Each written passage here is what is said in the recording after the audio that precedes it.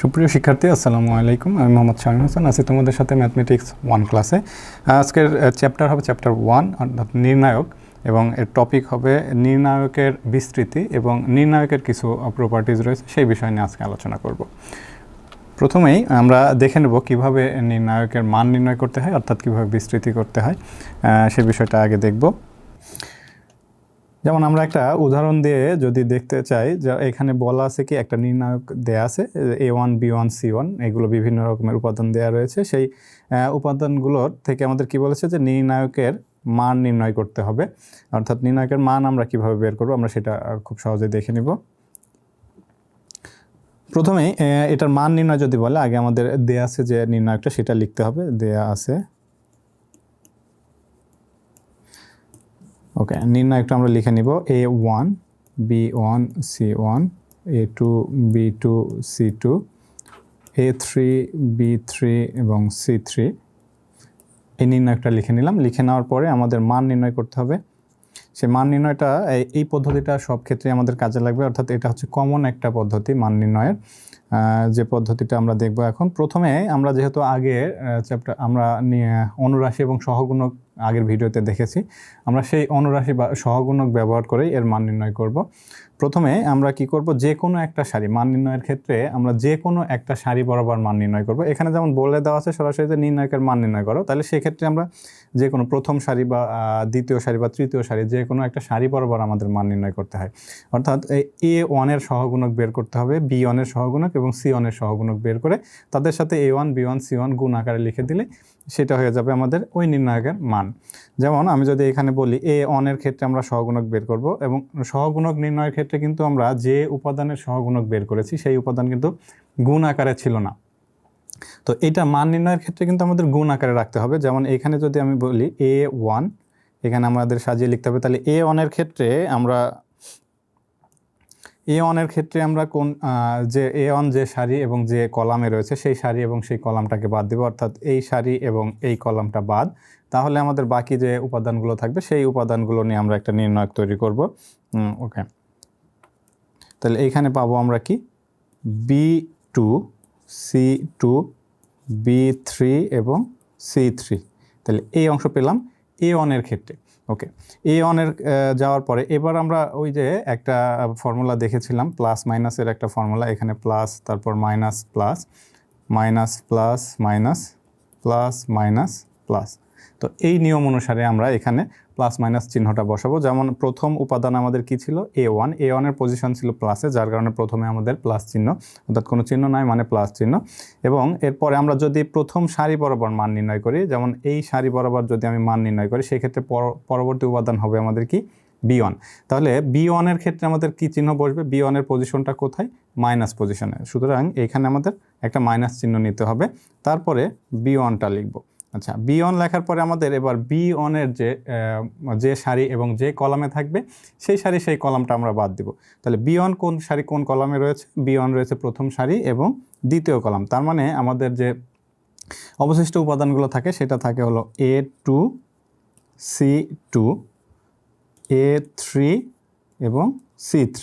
তাহলে এইটা পেলাম আমরা কি B1 এর সহগুণক। তাহলে B1 এর সহগুণকটা লিখে নিলাম এবং তার সাথে B1টা গুণ আকারে রেখে দেব।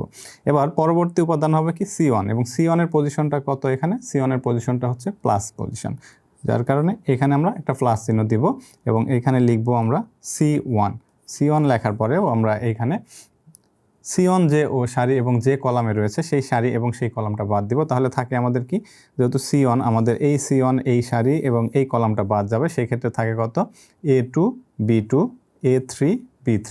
তাহলে সেই ক্ষেত্রে A2 B2 A3 B3। এইভাবে আমরা সহগুণক যেগুলো রয়েছে অনুরাশি এবং সহগুণক বের করার, বা অনুরাশি বা সহগুণক যাই বলি না কেন, এখানে সহগুণক বললে বেটার হয়। প্রত্যেকটা উপাদানের, অর্থাৎ যে কোনো একটা সারি বা যে কোনো একটা কলামের প্রতিটা উপাদানের আমাদের সহগুণকগুলো বের করতে হবে এবং তার সাথে সেই উপাদানগুলো গুণ করে দিতে হবে। তাহলে যে মানগুলো পাবো সেটা হবে আমাদের ওই নির্ণায়কের মান। যেমন এখানে আমি এবার কি করব, A1 এবার B2 C3 C2 B3 এটাকে গুণ করব। আমাদের গুণ করার নিয়ম কি ছিল, প্রথমে প্রথমে আমাদের কি করতে হবে, এই যে B2 থেকে C3 এই পর্যন্ত গুণ করতে হবে, অর্থাৎ B2 C3, এরপর একটা মাইনাস চিহ্ন নিতে হবে, এরপর C2 ইন্টু B3, অর্থাৎ তারপরে আসবে এই দিকে গুণ C2 ইন্টু B3। এটা প্রথম যে অংশ রয়েছে সেই প্রথম অংশের গুণ করে দিয়ে মান পেলাম। এরপর একটা মাইনাস চিহ্ন নেব, এখানে যে মাইনাস চিহ্ন ছিল সেটা, এবং B1টা রেখে দিলাম। তাহলে এইখানেও সেমভাবে আমাদের গুণ হবে A2 C3, তাহলে A2 C3 minus C2 A3। ওকে, দ্বিতীয় অংশের মানও পেলাম। এবার তার সাথে তৃতীয় অংশটাও যোগ করে দেব C1। এটা যদি গুণ করে দেই সেই ক্ষেত্রে সেমভাবে আমরা এটা গুণ করব, তারপর এটাকে গুণ করব, অর্থাৎ A2B3 মাইনাস B2A3। তাহলে গুণ করে এই অংশটা পেলাম, এবং এই অংশটাকে এখন চাইলে গুণ করে এভাবে দেওয়া যায়, প্রত্যেকটার সাথে গুণ আকারে লিখে দেওয়া যায়, যেমন A1 B2 C3 মাইনাস, এভাবে চাইলে গুণ করে দেওয়া যায়, বা না গুণ করে দিলেও চলবে। এই অংশটাকে বা যেহেতু এখানে কোনো সংখ্যা নাই, সংখ্যা A1 B1 C1 এইভাবে দেওয়া আছে, তার মানে এই অংশটাকে আমি এইভাবে রেখে দিলেও চলবে। এই অংশটাকে অ্যান্সার হিসেবে আমরা ইউজ করতে পারি, সেই ক্ষেত্রে এটাকে আমি মুছে দিলাম।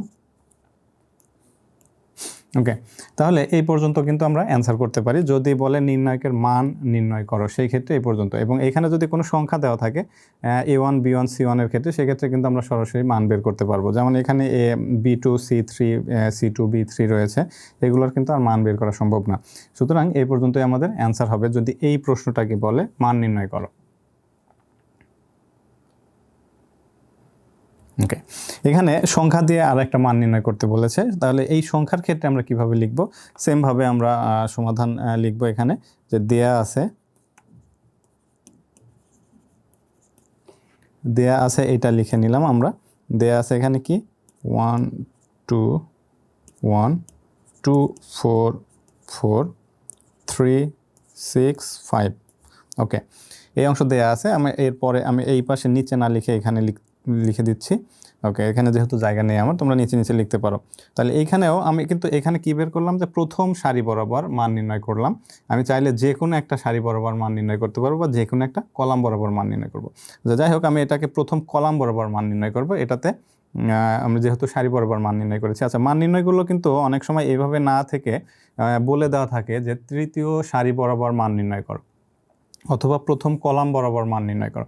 তার মানে তখন কিন্তু আমাদের এক্স্যাক্ট সেই সারি বা সেই কলাম বরাবরই মান নির্ণয় করতে হবে। ওকে, এখন এখানে আমাদের প্রথম কলাম বরাবর যদি মান নির্ণয় করতে চাই, তাহলে সেই ক্ষেত্রে প্রথম উপাদান আমাদের আছে কত, তাহলে 1 লেখার পরে আমরা এখানে এর যে 1-এর যে সহগুণক রয়েছে সেই 1-এর সহগুণক নির্ণয় করব। তাহলে 1-এর সহগুণক কত হবে, 4 4 6 5। তাহলে এখানে পেলাম 4 4 6 5।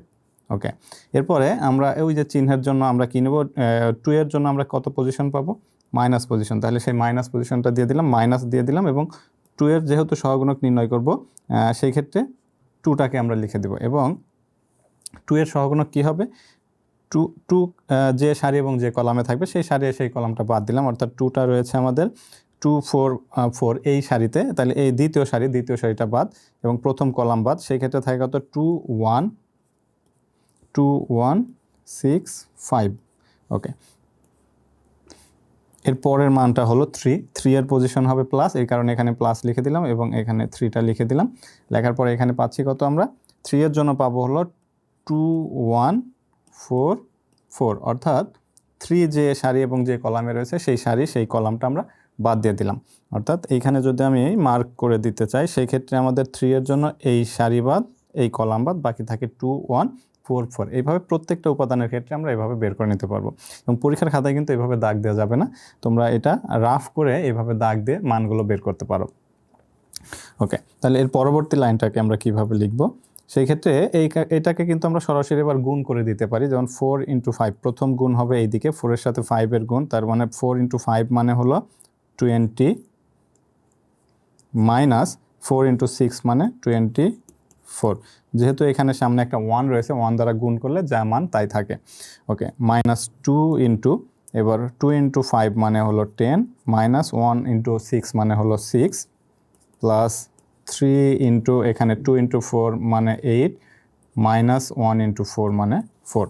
ওকে, তাহলে এইখানে আমরা পাচ্ছি কত 20 মাইনাস 24, মানে এখানে পাচ্ছি কত -4। -4 কেন? যেহেতু বড় সংখ্যার সামনে মাইনাস চিহ্ন, সেহেতু আমরা মাইনাস ব্যবহার করব। এবং এইখানে রয়েছে মাইনাস, সেই মাইনাস চিহ্নটা দিয়ে দিলাম। এবং 10 - 4 মানে কত হবে? এখানে 10 - 6 মানে হবে কত? 4। তাহলে সেই 4 × 2 মানে হচ্ছে আমাদের 8, এবং এইখানে আসবে হচ্ছে প্লাস চিহ্ন। এবং 8 - 4 মানে হলো 4, এবং সে 4 × 3 মানে হলো 12। ওকে, এটাকে যদি আমি এখানে লিখি, যেহেতু এখানে আমাদের জায়গা নেই, তাহলে -4 - 8 মানে হলো -12, এবং প্লাস এখানে রয়েছে +12। আচ্ছা, এটাকে আমি লিখে নেই -12 + 12 ইকুয়াল আমাদের আসতেছে কত? 0। এটা হবে এই প্রশ্নের অ্যান্সার, বা এই নির্ণায়কের মান হবে 0। এখন এইখানে মান আমাদের কিন্তু 0 এসেছে। এই নির্ণায়কের মান আমরা প্রথম কলাম বরাবর মান নির্ণয় করেছি। প্রথম কলাম বরাবর মান নির্ণয় করে আমাদের মান আসছে কত? 0। এখন এটাকে যদি আমি প্রথম সারি বরাবর মান নির্ণয় করি, তাহলেও সেই ক্ষেত্রেও কিন্তু আমাদের অ্যান্সার আসবে 0। অর্থাৎ আমরা যে কোনো সারি বা যে কোনো কলাম বরাবর মান নির্ণয় করি না কেন, তার অ্যান্সার একটাই আসবে। যেমন এটাতে আমাদের এসেছে 0, তার মানে আমরা যদি প্রথম সারি বরাবর মান নির্ণয় করি, সেই ক্ষেত্রেও আসবে 0। দ্বিতীয় সারি বরাবর যদি মান নির্ণয় করি, সেই ক্ষেত্রেও আসবে 0। অর্থাৎ তৃতীয় কলাম বরাবর যদি মান নির্ণয় করি, সেই ক্ষেত্রেও আমাদের আসবে 0। এখন অনেক সময় এটা স্টুডেন্টরা ভুল করে থাকে। যেমন আমি বলেছি কিন্তু যে কোনো একটা সারি বা যে কোনো একটা কলাম বরাবর মান নির্ণয় করতে হবে। দুইটা সারি বা দুইটা কলামের যে কোনো তিনটা উপাদান নিয়ে কিন্তু মান নির্ণয় করা যাবে না। অর্থাৎ আমি যদি বলি প্রথমে আমি বের করব 1-এর সহগুণক নিয়ে, তার সাথে গুণ করে দিব 1, তারপরে 4-এর সহগুণক নিয়ে গুণ করে দিব 1, তারপরে এই 4-এর সহগুণক নিয়ে গুণ করে দিব 1। সেক্ষেত্রে কিন্তু তিনটা উপাদান কিন্তু আমরা সহগুণক নিয়ে সেই উপাদানগুলো গুণ করে যোগ করে দিচ্ছি, কিন্তু এই ক্ষেত্রে কিন্তু আমাদের মান নির্ণয় হবে না। কারণ কি? মান নির্ণয় করতে হবে, আমি প্রথমেই বলেছি, যে কোনো একটা সারি অথবা যে কোনো একটা কলাম বরাবর। ঠিক আছে? তো এই ছিল আমাদের মান নির্ণয়। এটা যদি সরাসরি মান নির্ণয় করো, এরকম প্রশ্নে বলা থাকে, তাহলে এই নিয়মে তোমরা মান নির্ণয় করতে পারবে।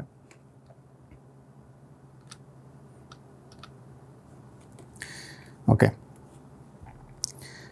এখানে কিছু প্রপার্টিজ রয়েছে নির্ণায়কের, বা কিছু ধর্ম রয়েছে, যে কি নির্ণায়কগুলো কিভাবে লেখা যায় বা কি কি পদ্ধতি আছে নির্ণায়কগুলোকে সাজানোর। তো সেরকম কিছু পদ্ধতি আমি এখানে আলোচনা করব। যেমন প্রথম যেটা রয়েছে, যদি একটা তৃতীয় মাত্রার নির্ণায়কের সারিকে কলাম বা কলামকে সারিতে রূপান্তর করা হয়, তৃতীয় মাত্রার বা যে কোনো আমরা বলতে পারি যে কোনো নির্ণায়কের ক্ষেত্রে, নির্ণায়ক তো আমাদের অবশ্যই কিন্তু কি করতে হবে? বর্গ আকারে হতে হবে। তাহলে এই বর্গ আকারের নির্ণায়কের প্রতিটা কলামকে যদি কলামকে সারিতে এবং বা সারিকে কলামে রূপান্তর করি, সেই ক্ষেত্রে সেই নির্ণায়কের মান কিন্তু অপরিবর্তিত থাকবে। যেমন আমি এখানে লিখেছি যে A1 B1 C1, A2 B2 C2, A3 B3 C3, এই একটা নির্ণায়ক। এই নির্ণায়কের দেখো A1 B1 C1, এই যে প্রথম সারিটা রয়েছে, এই সারিকে আমরা কলামে রূপান্তর করব। সেক্ষেত্রে আমরা কি লিখতে পারি? এটাকে কলাম আকারে যদি সাজাই, তাহলে এই দিকে চলে আসতেছে। এবং দ্বিতীয় সারিকে যদি আমি সাজাই, তাহলে দ্বিতীয় কলাম হবে। তৃতীয় সারিকে যদি সাজাই, তাহলে তৃতীয় কলাম হচ্ছে। অর্থাৎ প্রথম নির্ণায়কের যে উপাদানগুলো যে সারি আকারে ছিল, সেগুলোকে কলাম আকারে সাজিয়ে দিলাম।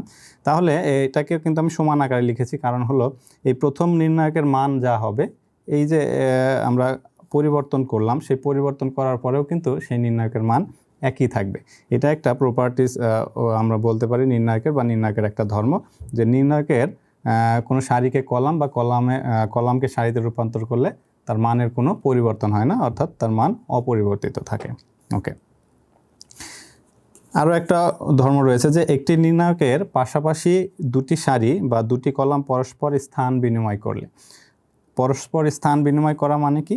যেমন এই প্রথম যে কলাম রয়েছে, সেই কলামটা এবং দ্বিতীয় যে কলাম রয়েছে, সেই কলামটা যদি পরস্পর চেঞ্জ হয়ে যায়, অর্থাৎ প্রথম কলাম দ্বিতীয় কলামে এবং দ্বিতীয় কলাম প্রথম কলামে স্থানান্তর করা হয়, তাহলেও সেই ক্ষেত্রে ওই নির্ণায়কের মানের কোনো পরিবর্তন হবে না, শুধুমাত্র তার একটা চিহ্নের পরিবর্তন হবে। সেই কথাটা এখানে বলা রয়েছে, যে একটি নির্ণায়কের পাশাপাশি দুটি সারি বা দুটি কলাম পরস্পর স্থান বিনিময় করলে যে নতুন নির্ণায়ক পাওয়া যায়, তার মান প্রদত্ত নির্ণায়কের সংখ্যাসূচক মানের সমান, কিন্তু বিপরীত চিহ্ন যুক্ত হবে, অর্থাৎ তার সামনে একটা মাইনাস চিহ্ন চলে আসবে।